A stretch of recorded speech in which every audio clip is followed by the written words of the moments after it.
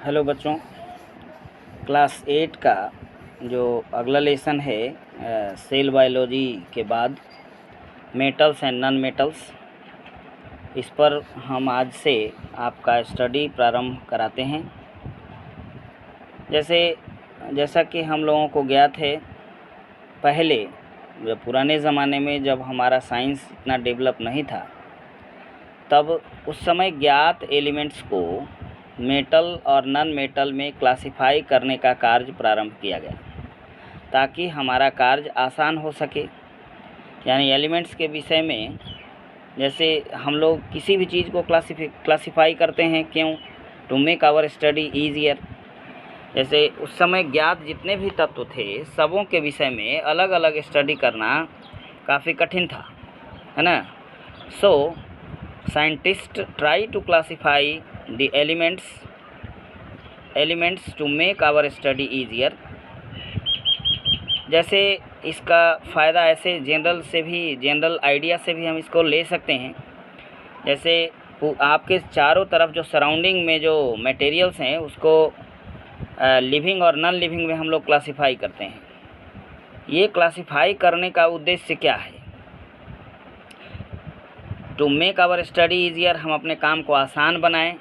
तो इस पर भी थोड़ा सा हम आपको बताना चाहेंगे, how classification occur and what is classification. दो क्वेश्चंस हैं।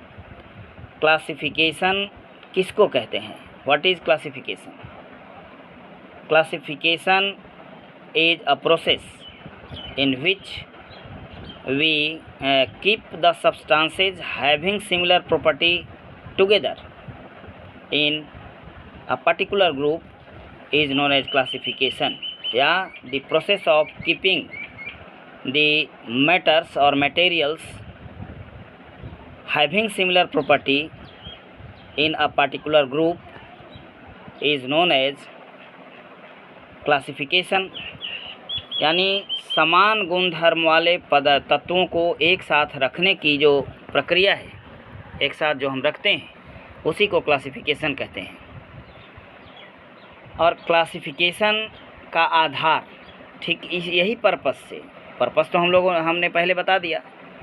Purpose of classification is to make our study easier. इसी पर्पस को सोल्व करने के लिए साइंटिस्ट उस समय यानी ज्ञात एलिमेंट्स को मेटल्स और नॉन मेटल्स में क्लासिफाई किया। तो क्लासिफिकेशन का कुछ बेसिस भी होता है ना। What is the basis of classification? In general, as we know that similarities and dissimilarities are the basis of classification. यानी किसी भी सब्सटेंस को या किसी भी थिंग को क्लासिफाई करने का आधार होता है समानता और असमानता। समानता और असमानता के आधार पर किसी भी पदार्थ को या किसी भी वस्तु को हम क्लासिफाई करते हैं, है ना। यानी समान गुण वाले को एक समूह में रखेंगे और असमान गुण वाले को दूसरे समूह में रखेंगे। यानी समानता और असमानता दोनों बेसिस हो सकता है। तो इन्हीं समानताओं और असमानताओं के लिए क्राइटेरिया अडॉप्ट किया गया एलिमेंट्स को क्लासिफाई करने का। पहला criteria, classification of elements in metals and non-metal on the basis of their physical properties। यानी मेटल और नॉन मेटल में तत्वों को वर्गीकृत किया गया सर्वप्रथम उसके भौतिक गुणों के आधार पर। अब भौतिक गुण में आता है, कौन कौन सा गुण भौतिक गुण में आता है भाई? Ductility, malleability, sonority, conductivity, melting point, boiling point, rigidity, hardness, all these are physical properties of matter। In order to classify the elements as metals and non-metals, we do a simple activity। एक सामान्य activity करके हम तत्वों को metals और non metals में classify कर सकते हैं। जैसे फर्स्ट 20 एलिमेंट्स को ले लीजिए, हाइड्रोजन से लेकर कैल्शियम तक। हाइड्रोजन से लेकर कैल्शियम तक लेकर एक ग्रुप कलेक्शन बना लीजिए पहले। अब क्या करें एक्टिविटी में कि सारे जो चीज़ लिए गए, जैसे हाइड्रोजन, हीलियम, उसमें क्लोरीन, नियॉन, ये सब तो गैस हैं, उसको तो आप लेकर ये सब एक्टिविटी नहीं कर सकते, लेकिन इसके अलावा जितने भी हैं उस पर ये सारी एक्टिविटी की जा सकती हैं। ये सारे एलिमेंट्स जो हैं 20 तक में, उसमें hydrogen, helium, argon, chlorine, neon को हटा दें। इसके बाद लगभग सारे के सारे ये सॉलिड फॉर्म में पाए जाते हैं। सबको आप कलेक्ट कर लीजिए। कलेक्ट करने के बाद हथौड़ा से सबों को पीटिए। हथौड़ा से जब आप पीटेंगे तो कुछ ऐसे एलिमेंट्स आएंगे जिसका जो पतला पत्थर में ढल जाएगा पीटने पर।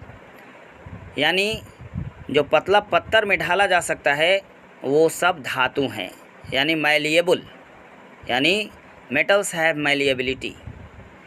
मैलिएबिलिटी एक फिजिकल प्रॉपर्टी है किसी भी मैटर का।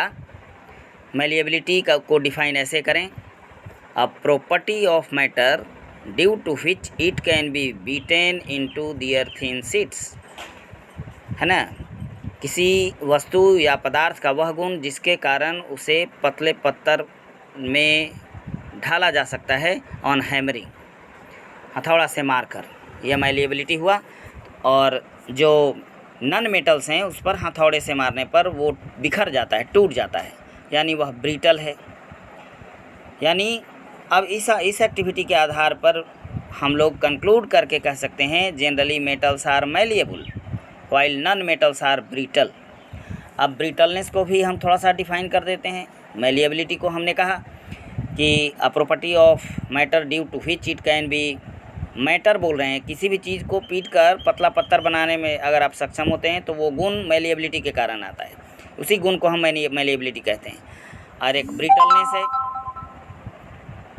Brittleness it is also a physical property of matter due to which it can be broken down into small pieces on hammering. हथौड़ा से मारने पर वो पतला पत्थर ना बनकर वह छोटे छोटे टुकड़ों में टूट जाता है। यानी a property of matter due to which it can be broken into small bits, small pieces on hammering is known as brittleness. तो अब हम साफ साफ शब्द में कहेंगे कि generally metals are malleable while non metals are brittle. अब एक प्रॉपर्टी लेते हैं डक्टिलिटी। डक्टिलिटी भी एक फिजिकल प्रॉपर्टी है जिसके कारण दिए गए पदार्थ का आप पतला तार बना सकते हैं, है ना।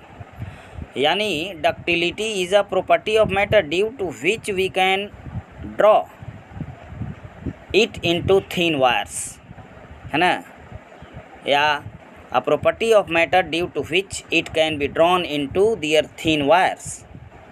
यानी सबसे डक्टाइल मटेरियल गोल्ड है। गोल्ड जैसे एग्जाम्पल के तौर पर यहाँ पर हम बता रहे हैं 1 gram you can make approximately 2 kilometre, we can make a wire of length 2 kilometre from 1 gram of gold, है ना। यानी सबसे ज़्यादा डक्टाइल मेटल कौन है? सबसे ज़्यादा डक्टाइल मेटल ये गोल्ड है। और जबकि नॉन मेटल से आप पतला तार नहीं बना सकते, तो कहेंगे कि generally metals are ductile while non metals are non ductile, उसका पतला तार आप नहीं बना सकते। तो 2 प्रॉपर्टी। अगली प्रॉपर्टी है मेटल यानी फिजिकल प्रॉपर्टी मैटर की, इस पर हम अब विचार करेंगे। अगली प्रॉपर्टी लेते हैं हम लस्टर, चमक। इसके लिए क्या कीजिए कि आप जितना भी मटेरियल को, जितना भी एलिमेंट्स को कलेक्ट किए हैं, सब के सतह को आप रगड़ें सरेस से, यानी सैंड पेपर से। तो मेटल का सरफेस चमकने लगता है, मेटलिक लस्टर आ जाती है उसमें, और नन मेटल का अपीयरेंस डल ही रहेगा। लेकिन आयोडीन एक नन मेटल है जिस पर फाइलिंग मारने से या सरेस से या सैंड पेपर से रगड़ने पर मेटल की भांति उसमें चमक आता है ना, उसमें मेटल की भांति चमक आता है। इस आधार पर हम कह सकते हैं कि generally metals have metallic lustre while non-metals has not metallic luster और non-metal have dull appearance except iodine। Metallic lustre के आधार पर भी हम इसको क्लासीफाई किया, रिजिडिटी के आधार पर भी हम इसको क्लासीफाई करें, या पहले तो सॉलिड स्टेट यानी स्टेट पर क्लासीफाई करें, सॉलिड लिक्विड गैस के आधार पर। तो जितना भी आप मेटल लेंगे जनरली मेटल्स आर सॉलिड, है ना। सॉलिड किसको कहते हैं भाई? वह मटेरियल जिसका शेप और वॉल्यूम फिक्स हो, यानी शेप और वॉल्यूम फिक्स वाला मटेरियल क्या कहलाता है? वो कहलाता है सॉलिड। तो generally metals are solid except mercury. Mercury is only one liquid metal, mercury is only one liquid metal while हाँ। और फिर दूसरे तरफ देखें, generally non metals are liquid, generally metals non metal जो हैं वो गैसियस स्टेट में भी हो सकता है, लिक्विड स्टेट में भी हो सकता है और सॉलिड स्टेट में भी हो सकता है। लेकिन नन मेटल में भी सिर्फ एक ही नन मेटल है जो लिक्विड है, यानी bromine is only one non metal that exist in liquid state, यानी bromine is only one liquid non metal, है ना। अब ये इसके आधार पर भी हम क्लासीफाई कर लिए। सोनोरिटी देखो, sonority is a property of matter due to which it produces ringing sound, यानी झनझन की आवाज़ पैदा करता है, रिंगिंग साउंड प्रोड्यूस करता है। रिंगिंग साउंड प्रोड्यूस करने वाला जनरली मेटल होता है। जैसे लकड़ी पर आप मारते हैं, ठक ठक की आवाज़ करती है और गूंजता नहीं है, रिंगिंग साउंड प्रोड्यूस नहीं होता। लेकिन मेटल, जैसे आपके स्कूल में घंटी है, घंटी पर हैमर से मारते हैं, उसको छेड़ते हैं तो झनझन की आवाज़ पैदा होती है, यानी जनरली मेटल्स आर सोनोरस। अब इसके मेल्टिंग और बॉइलिंग पॉइंट पर देखें, generally metals have high melting point except gallium and caesium. सभी मेटल का मेल्टिंग पॉइंट, यानी मेल्टिंग पॉइंट क्या है? A temperature at which a solid starts to melt, यानी वह तापमान जिस पर कोई ठोस द्रव में परिवर्तित होने लगता है, यानी परिवर्तित हो जाता है, उसी को हम मेल्टिंग पॉइंट कहते हैं। तो जनरली मेटल का मेल्टिंग पॉइंट हाई होता है एक्सेप्ट सीजियम एंड गैलियम। सीजियम और गैलियम ऐसे दो मेटल हैं जो आप अपने पाम पर, तलहत्थी पर रख लें तो पिघल जाता है।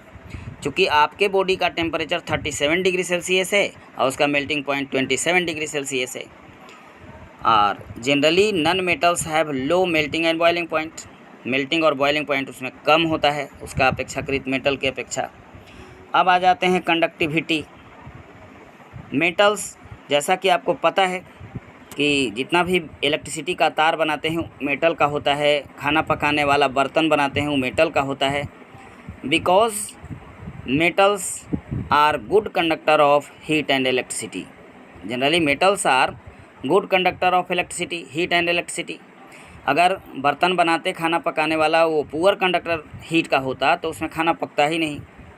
अगर तार बना रहे हैं और कंडक्शन इलेक्ट्रिसिटी का वो अच्छा नहीं कर पा रहा है तो आपका पर्पस सोल्व नहीं होता है। यानी generally metals are good conductor of heat and electricity while non metals are poor conductor of heat and electricity. Non metals poor conductor होता है हीट और इलेक्ट्रिसिटी का एक्सेप्ट ग्रेफाइट।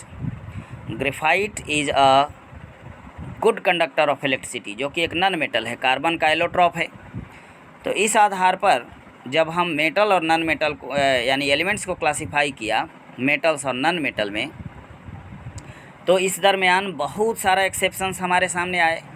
इसका मतलब कि जिस बेसिस पर हम एलिमेंट्स को मेटल और नन मेटल में क्लासिफाई कर रहे हैं वह बेसिस में कहीं ना कहीं त्रुटि है, ये एब्सोल्युटली करेक्ट नहीं है।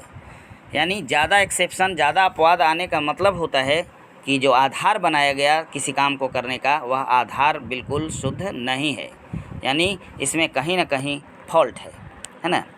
तो इसको हमको शुद्ध करने की आवश्यकता है। अब अगले लेक्चर में हम आपको मेटल और नॉन मेटल के फिजिकल यानी केमिकल प्रॉपर्टी पर हम आपसे बात करेंगे।